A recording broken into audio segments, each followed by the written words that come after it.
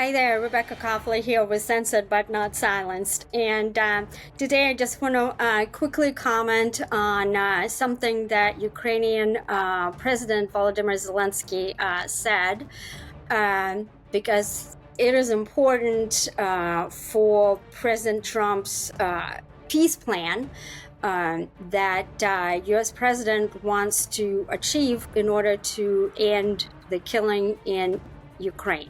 He was to stop the bloodbath that is basically killing the Russian and Ukrainian men by the thousands. It's right now at 1 million.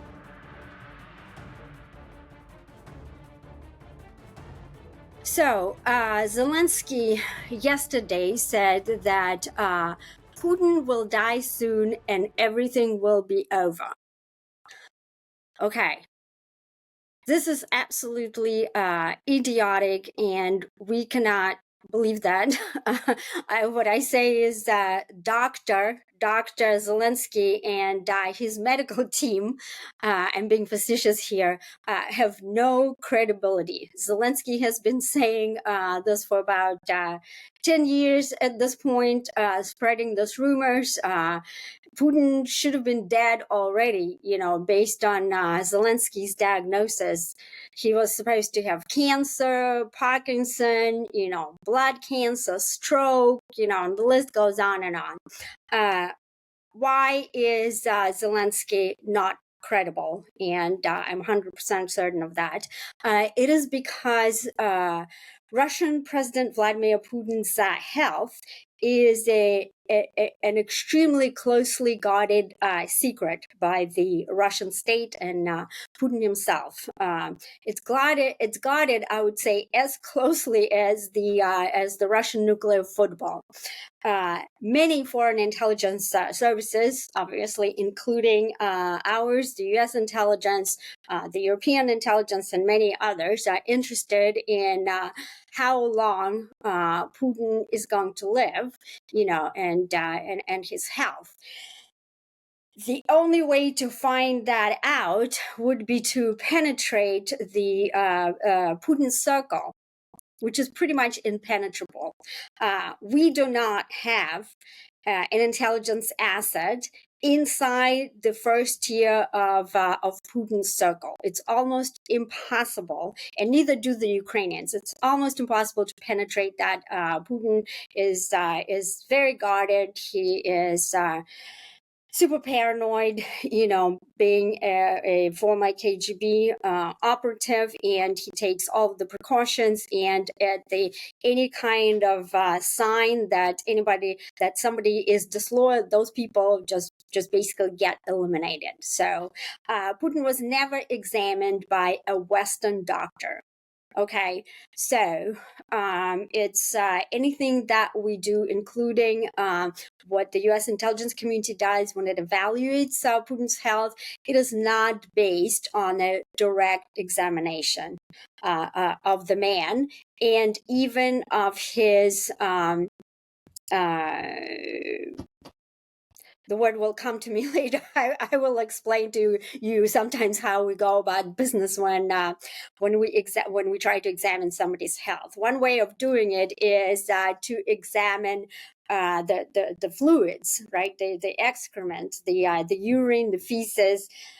Because it could tell you a lot whether somebody takes medication, whether somebody does drugs or abuses alcohol, whether somebody on chemotherapy. So you examine the fluids, the saliva, those kinds of things. But it's impossible with Putin because one of the things that Putin does to guard those types of things is that when he travels outside of the country, in addition to his regular bodyguards, he has a team of people who have a special case. It's I call it nuclear football number 2, jokingly. They basically collect those that team of bodyguards. They collect Putin's excrements and they bring them back to Russia. So it's a little case. collect all that stuff and take it all out precisely so that nobody can examine those things.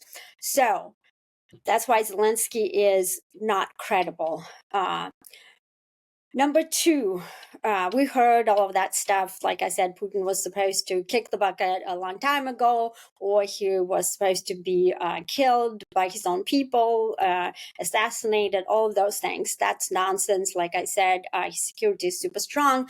And my intelligence assessment is that Putin is pretty healthy, especially for a 72-year-old in Russia.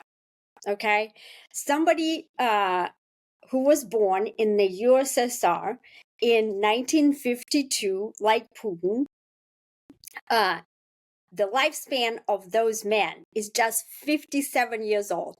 Okay, just 57, extremely low. As we know, the Russian, especially Russian men, suffer from, alcoholism. The Russian medical care is not terrific. It's all kinds of other illnesses that plague the Russian men. But Putin has excellent genetics, and he is an athlete.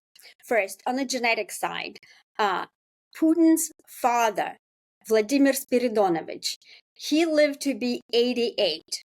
Putin's grandfather, Spiridon, lived until he's 86. And they were born, obviously, a lot,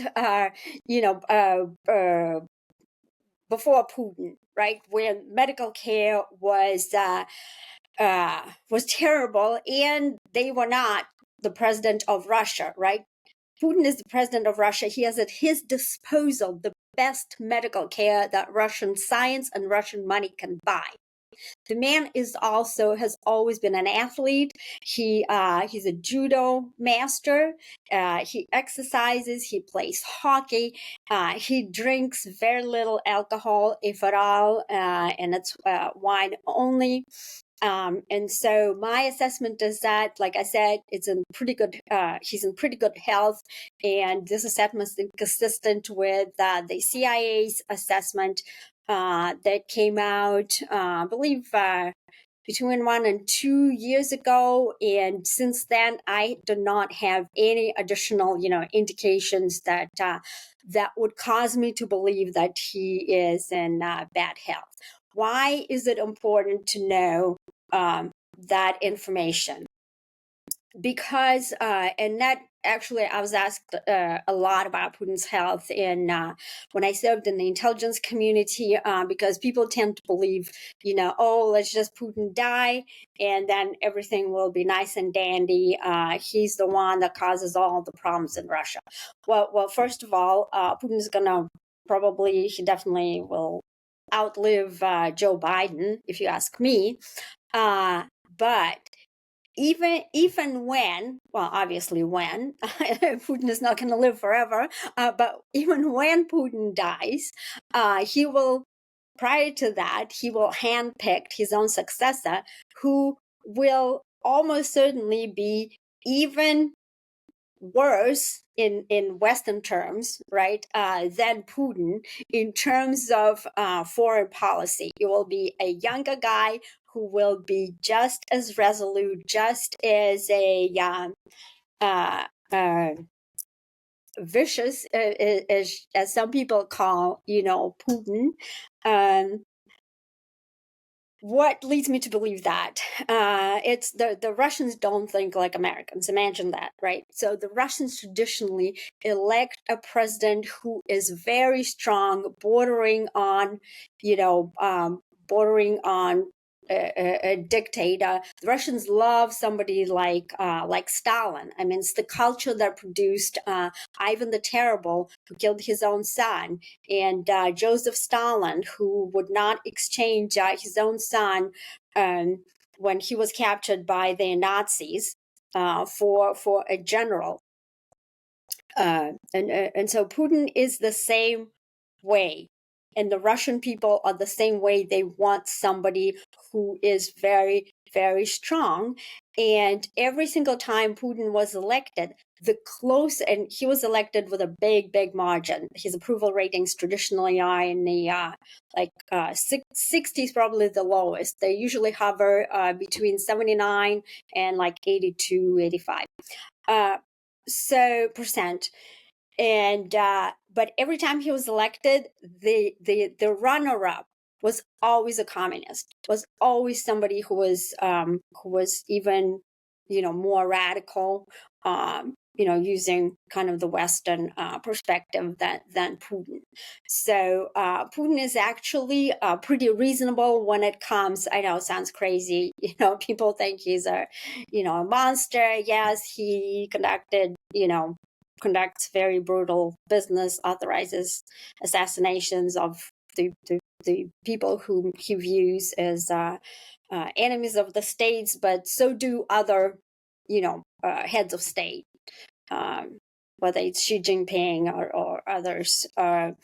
But he can be dealt with on a transactional basis. And so it would be a mistake to just, dismiss and say, okay, he's going to die. We don't have to deal with him. No, we have to deal with Putin. Why do we have to deal with Putin? It's because he sits at the top of the country that is the largest nuclear power in the world, and the only country that has the capability to obliterate the United States, literally, the only country with nuclear weapons. So it's a good thing that Trump and Putin talk right now.